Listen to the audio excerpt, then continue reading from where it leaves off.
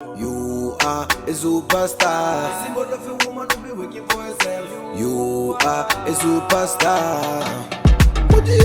Owamie, Owamie. Owamie, Owamie. You a vlogger, fashion over. You a being one less than a mugozi. Owamie, Owamie. Owamie, Owamie.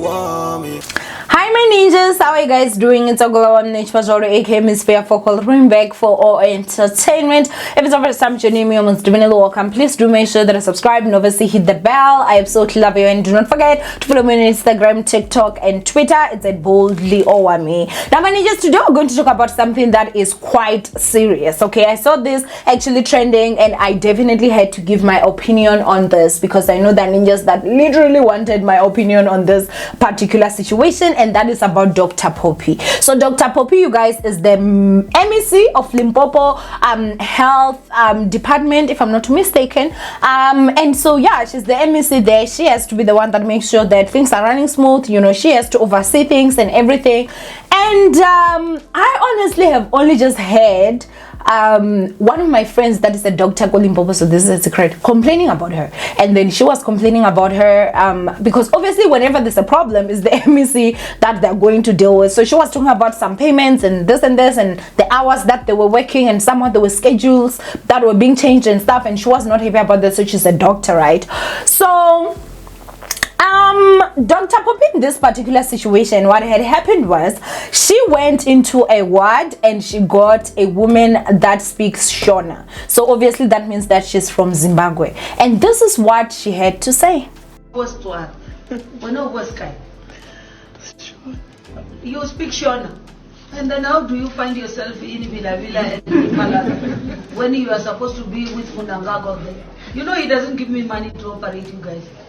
And I'm operating with my limited budget. Thank you so much. I appreciate well, you can't appreciate that. You're killing my health system. You are killing my health system. When you guys are sick, I'm hearing these days, you just say, let's cross Limpopo River. There's an MEC there who's running charity department. It's not. And I'm going to tell you something that is truthful and painful.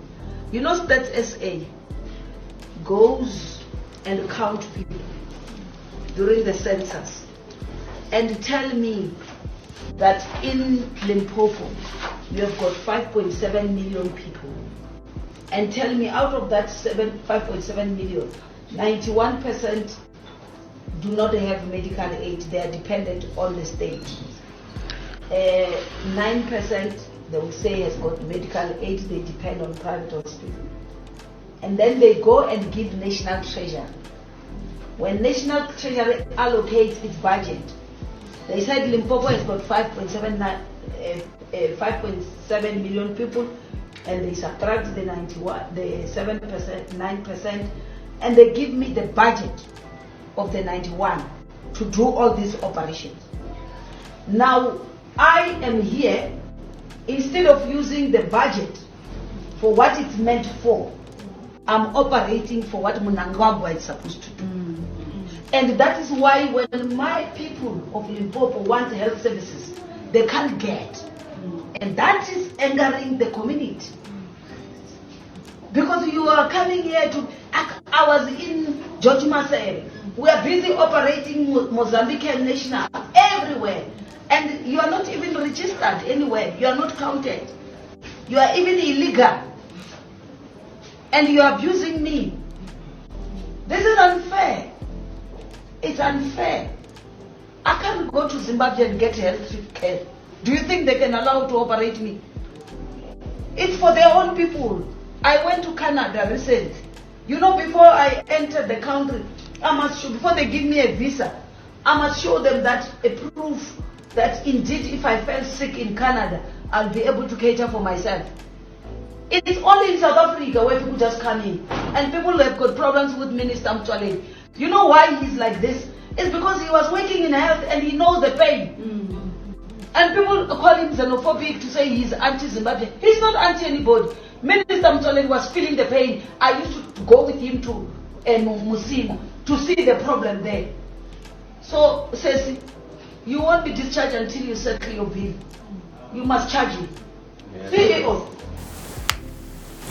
Now, this did cause an uproar, you guys, because people were literally talking about how that she was so wrong. She was not supposed to say this. How could she say it like that? It's the way that she spoke and everything. But there's also another video of Dr. Phophi, you guys, that I want you guys to watch so that you just see the kind of person that she is, and I'll then give you guys my opinion. So let's go ahead and roll it. Take her now to school. Don't tell me what the unions are saying. Don't tell me, even the unions, I have told them, listen here, Kisha, a 58-year-old, a 58-year-old, I had 2 years. How we over 2 years we are pensioning? Good. And some of them have given like a pass rate. The pass rate is 58-year-old. Now, can you still study? No way. Medical school. No I want pass. We want people to pass, not to fail. Exactly. Because about 20 years. If you don't want that, you're not available. Thank you. Loser on the eve of retirement. Thank you. I'm going to tell them this. I'm tired. This young passionate girl CEO.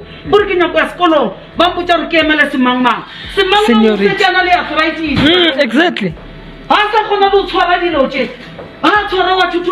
Because it's nature. If I can't groom them now, when they're in their 20s, when I leave, who's going to run this department? Before, but take year next year. I want to see the age. Go take me to court where I'm discriminating you. I will go and fight and defend myself. I'm going to give up point here. Lankisha go public protector. When I know support and nurse, not a balloon. Can't over the results. What do you want? Now, my ninjas, I'll go ahead and comment. Obviously, the second video, she's talking about how they're taking 58-year-olds to school, and when they go to school, they pass with the bare minimum. They come, they work for 2 years, they go to pension. You know, take youngsters to school and stop taking older people to school, and that makes a lot of sense, obviously. However, with the video that was trending, you guys, she's talking to a patient, as you guys heard. And she's telling a patient to say, why are you here? Like, what are you doing here? Because you're supposed to be with Muna. I can't pronounce Nagagwa. Mr. Mna. I will say that, you guys know. And she was basically telling the patient that in Limpopo, guys, they count the number of people that are there. When they count the number of people that are there, they calculate how many people use medical aid and how many people don't. So maybe let's say 90% of people don't use medical aid. Now the budget, when it's being allocated, it gets allocated based on the number of people that have been calculated. So guys, I had an incoming call, but so basically that's what she's saying, to say that when the treasurer allocates funds, they allocate for the number of people that are there and not more. Now, unfortunately, when there are undocumented foreigners, those foreigners, guys, they're not counted in the budget. So what now happens is that the spot that was supposed to be a South African, that is in Limpopo, is now taken by somebody from Zimbabwe. I know you guys laugh at how I pronounce, but that's how we've always pronounced growing up, guys. So please, just, I don't want to hear Zimbabwe. Okay. And what happens? So if a South African has not gotten the services that a South African is supposed to get, of course we're going to complain. Now who looks incompetent? Dr. Phophi. And mind you guys, it's not like Dr. Phophi went in there and she shouted. She didn't shout. She was speaking. The manner and tone at which was speaking, guys, people were even laughing. That's how the atmosphere was comfortable. If someone was shouting and everything, it would have stiffed. And that's the other thing that I'm saying, guys. There are people that are naturally loud. I feel like when she was talking about taking those 58-year-olds to school, she was even a little bit more harsher than she actually was when she was talking to that patient. She was, I personally felt she was polite. She explained how this patient in this bed is inconveniencing her, the state, and also the people that stay in Limpopo.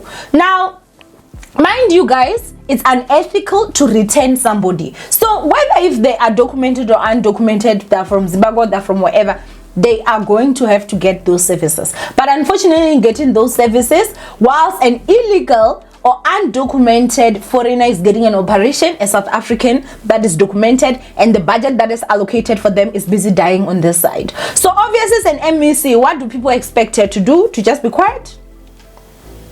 I personally felt that she was very polite. I did not feel like she was rude. And there were people that were like, she's not supposed to talk to the patient. Who is she supposed to talk to? She's supposed to tell the patient that, yes, I'm helping you, but I'm not running a charity.